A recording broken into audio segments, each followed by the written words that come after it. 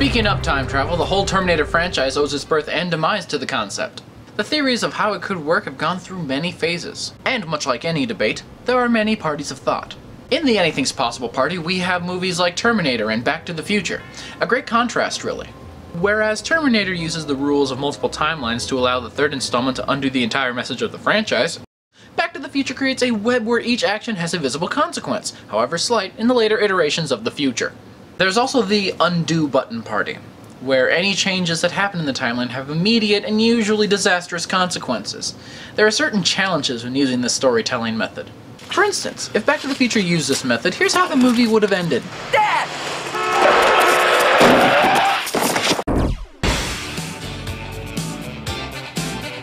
And finally, we have perhaps the darkest of all the theories, and the focus of today's film, single timeline theory.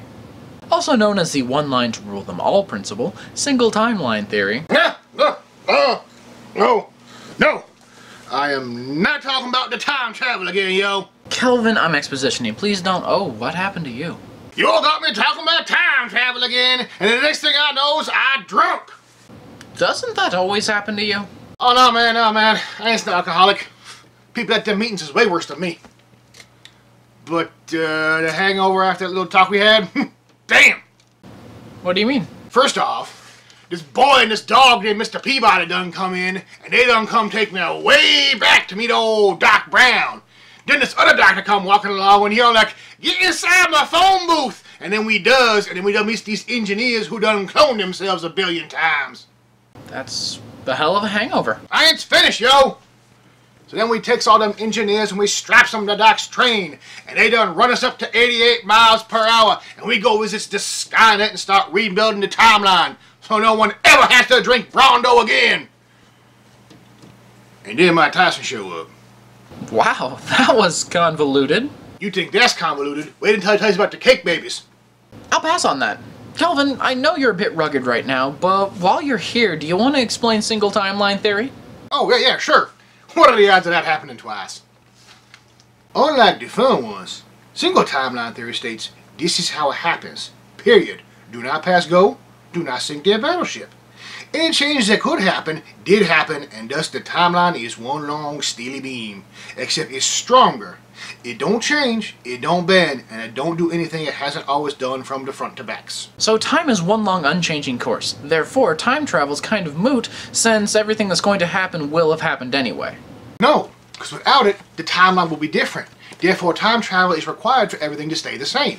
So the point of inventing time travel in this theory is time travel had to always be there for nothing to change. It's simple, and it's lame, you know. Kind of like this shirt. I need to bump up the annual wash. I'm once again just frustrated, but thanks for your time anyway, Kelvin. You should really cut back on the drinking, though. Hey! I was hydrating, yo. I don't want to beat Mike Tyson again. He wants to get to mashing facial tattoos. Actually, that sounds kind of awesome. Bacchus! Get them 40s! This particular time theory has not been practiced as often as other forms in film, specifically due to its lack of flexibility. It's hard to make a story interesting when the audience knows from the start that nothing the characters do can change the outcome. That's not to say a movie's never seen success using this method. A very well-respected film by a surreal director, in fact, proves that as limited as a format can seem, no one ever knows all the outcomes that will always occur. It also proves that all insane asylums are in desperate need of a paint job, the rich and privileged are undoing society because they're bored, and Bruce Willis is still awesome even when he's in a full-body condom and attacked by a bear. Confused yet? Welcome to 12 Monkeys. A marvelous yet baffling gem, Terry Gilliam's film tells the tale of Cole, a prisoner whose crimes are never made clear.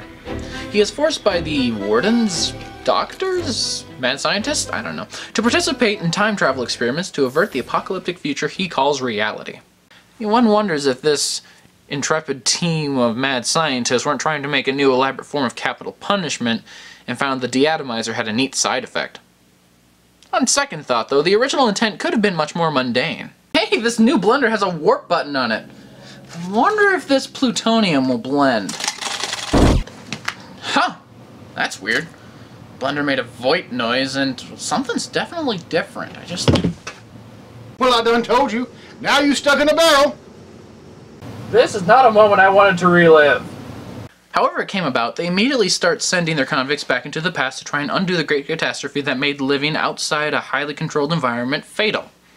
However, the way of life isn't much better as we see this new disorienting time travel system. See, the prisoner is sent back into the timeline with a device on them that allows immediate extraction. Ideally, it's so the agent can be pulled out of a bad situation before anything can happen to them. In practice, however, it tumbles the brain through a dryer. He goes from this to this, one right after the other, with one side giving him marching orders and the other convincing him he's losing it because his marching orders don't make sense. Put anyone in that extreme circumstance and changes are inevitable. It's the crux of guiding a story. Isn't that right, DM? Roll your flirt. DM? So, after begging and begging and begging to play this game, the moment we finally do play it, you have the gall to show up late. Well, guess what, buddy? We already got a Watcher, we already got a Slayer, so you're a Scooby Gang member whether you like it or not. You know I'm not here to roleplay, it's just... Not buying it, Xander. Now roll up a loser and let's get the show on the road. Sure. You know, the Oz template seems much more appealing. And with that, you go back to the home of the Slayer, where you eat popcorn and joke about all the poor innocent students that died from the Hex Demon. Roll credits. That was great. I can't believe I got the killing blow in with my pocket protector. Yeah, so, about that, I'm not so sure I should have let that count as a makeshift shuriken, so don't count on it in the future. Yeah, I still have my rich parents' background to fall back on for real once. Yes, yes you do. For now. So anyway, about 12 Monkeys. Really? I grit my teeth, I run you through Buffy the Vampire Slayer. Not only that, but I run through your fanfiction of Buffy the Vampire Slayer. And you still want me to analyze things? It involves insane asylums. Alright, fine. But only because it's fun to talk about. Cole arrives in our time, and is immediately put inside a corrective institution. Because, well, just look at him. Also, if you look closely at this scene, you'll notice Curtis Craig strapped to a chair in the background. You know, I've been in a lot of sanitariums. And even the worst ones never looked as bad as they do in movies. Why have you seen so many from the inside? I don't have time to get into that right now. I'm just going to say I did a little bit too much research for my Call of Cthulhu campaign. In the present, he's being constantly told that he's insane. And when they surround him with people like this, or God forbid, Brad Pitt, he's likely to believe them, no matter how sane he is. So his mind begins to break down due to the situation society has forced him into. Sanity, like intelligence, depends on the room's average. It explains mob mentality, stock market panic, and the reason why TV shows get stupid role-playing games. Hey, you like the drama point system. I still say staking 3 vampires should take more than 1 point, that's all! What's done is done. Catch you later, DM. Yeah, you're right. What's done is done. Now, about that rich parent background. I believe your slash fic said they were skydiving in Hawaii? Awful lot of volcanoes in Hawaii this time of year. So when he starts to crack because both timelines are giving him dirty glares, though some with less villainous intent, his concept of which society is real begins to unravel. He's pulled between owning up to a social responsibility he never asked for, or hiding in a culture where he does not and never will belong. It's a classic argument of caste versus class. Is it better to have your place in the queue from birth, or have the freedom to feast or famine in a profession of your choosing? This is part of why we see Cole's change. The longer he's in our time, the more appealing the allure of freedom becomes. It's like letting a dog out into the backyard with the gate open. Sure, the first couple times we'll say, well, that gate's supposed to be closed. But then eventually it's like, freedom! Woof! It's nature. Eventually, even when he returns successful in his mission to the future, he's disconnected from these fine, sane people who asked him to chase the 12 monkeys in the first place. Oh yeah, I haven't actually mentioned the 12 monkeys yet. Well, if you thought Tyler Durden pushed Brad Pitt's versatility, you need to meet Jeffrey. Very active and antisocial with enough charisma to scare Tim Curry, Jeffrey starts as a fellow lockup in the psych ward, ranting about everything from capitalist downfall to the human expansion being the downfall of humanity to even the righteousness of anarchy. You know, your standard post-Fight Club teenager. Jeffrey forms a strange bond with Cole while they're in lockup together, even considering Cole's complete lack of interest in engaging the rants of a crazy man. I don't believe in germs. Germs are just a plot they made up so they can sell you disinfectants and soaps. Now, he's crazy, right? See? You may not be the best audience for this. You're obviously a consumer. When Cole catches up with him a few years down the road, he's living off his rich, respected father's coin. His father is a CEO of a company with a virology lab. Huh. Virology lab. And Cole's searching for the cause of the pandemic of the future. Yes. The plot's thickening up nicely now.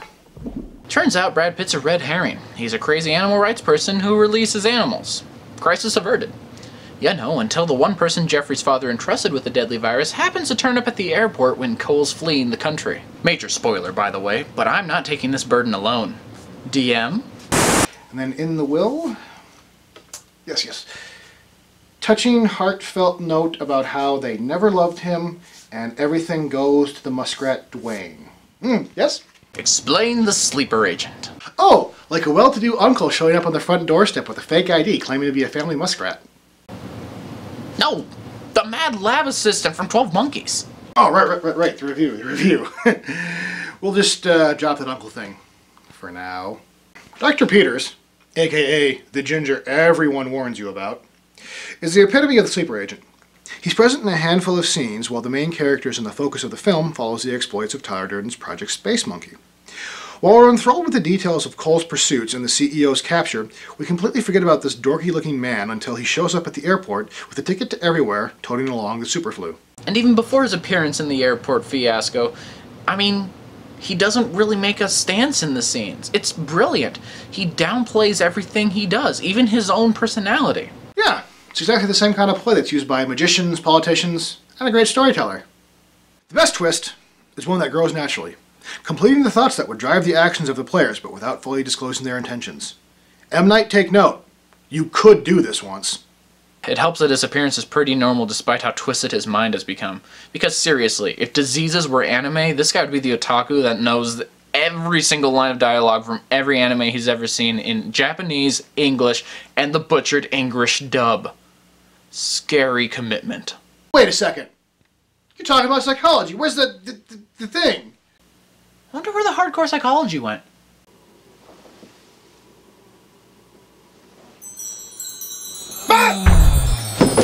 Anyway, he's a sight case through and through, and Cole sees one last opportunity to play the hero, to own up to social responsibility, to fulfill the mission he was always meant to accomplish. He falls short, and the time loop is complete. So that's 12 Monkeys.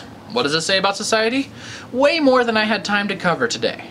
This movie is thick with messages. In fact, I've just skimmed the surface of what it has to offer. Socially, it argues the wants of others versus self-desire as well, and states that both points are valid to a point. Also, never trust doctors. If you've never seen it, I suggest checking it out. It'll really give you something to think about, even if the movie never changes. In the end, we all end up in the same place, just with a different perspective. I'm the other Socio, and I don't have a sign-off. Really? I didn't even time travel this time! It's just a jump to the left. With your hands on your hips.